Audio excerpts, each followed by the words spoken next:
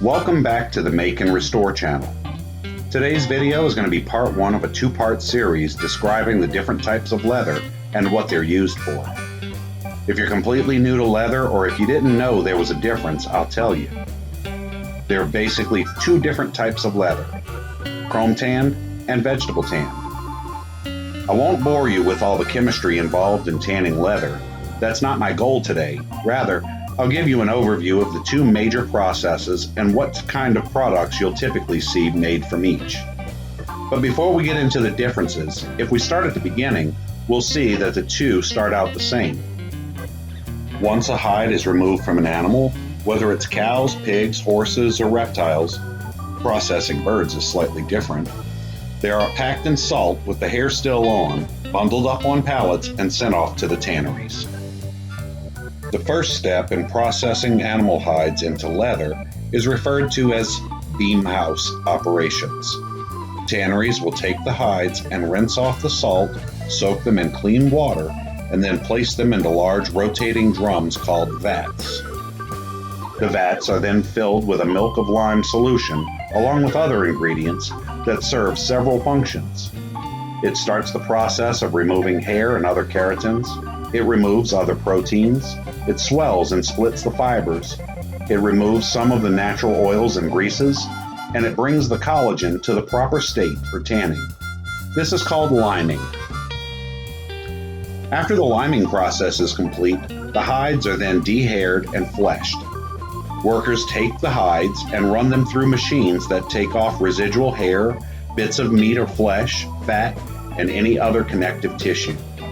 Some hides go through the tanning process with the hair still intact, making them suitable for rugs and other more rustic leather goods. The hides are again returned to the vats, where they are soaked in a solution that brings down the pH levels in the collagen so that enzymes can act on it. This process is known as deliming.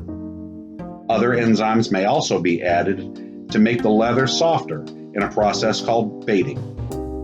Once the bating process is complete, the hides are then first treated with common salt and then with sulfuric acid.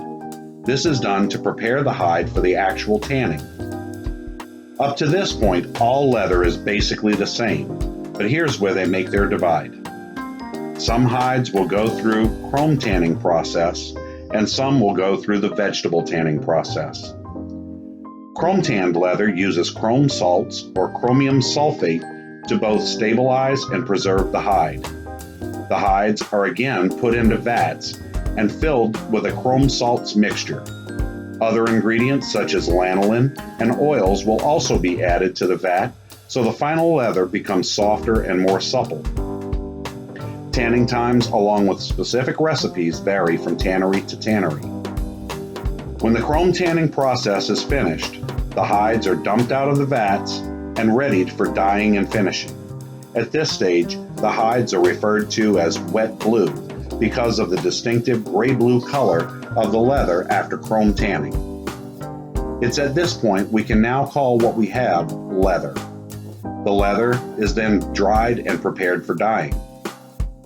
From this point, pretty much all chrome tanned leather is the same.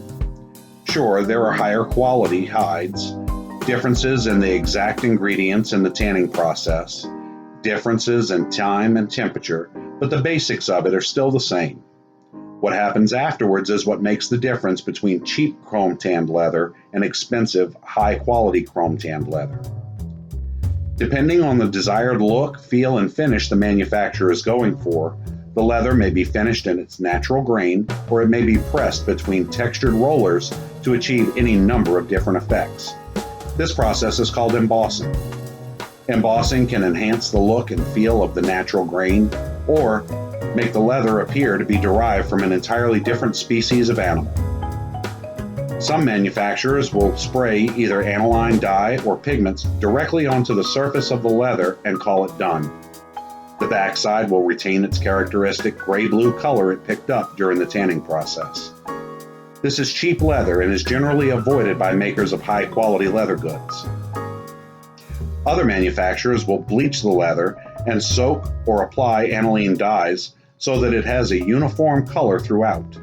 They may also infuse the leather with additional oils and fats or spray on a finish. These are some of the higher quality leathers. Horween actually uses an extensive process to make their Chrome Excel leather. If you want to read more about Horween's process making Chrome Excel, you'll find the link to their website in the description below. Typically, you'll find chrome tanned leather used in garments, handbags, and upholstery. It's generally softer and more supple than vegetable tanned leather.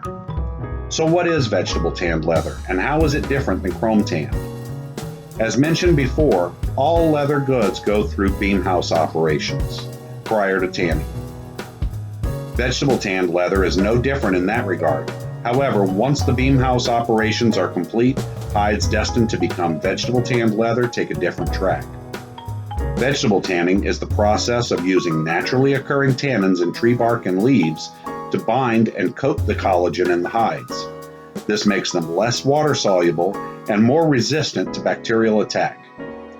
Hides are first stretched on frames and then immersed for several weeks in a series of vats containing increasing concentrations of tannin. Once the tanning process is complete, the leather is then dried and finally dyed and finished. Vegetable tanned leather in its unaltered form is suitable for tooling, shaping, and forming. It can be dyed and finished at the tannery in preparation for smooth leather goods like briefcases, shoes, belts, or any number of other products. When the leather is split, be it chrome tanned or vegetable tanned, the top smooth leather is called the top grain, and the bottom piece is called suede.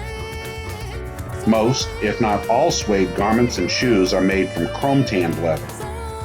Top grain leather that has been sanded or buffed so as to give a velvety feel is referred to as nubuck. I hope you found part 1 of this leather series interesting and helpful. I know I learned even more about the tanning process as I was conducting my research on the topic. In part 2, I'll discuss leather dyes, pigments, and finishes. That's one you'll definitely want to see. As always, like, comment, and most importantly, subscribe, and hit the bell notification. See you next time.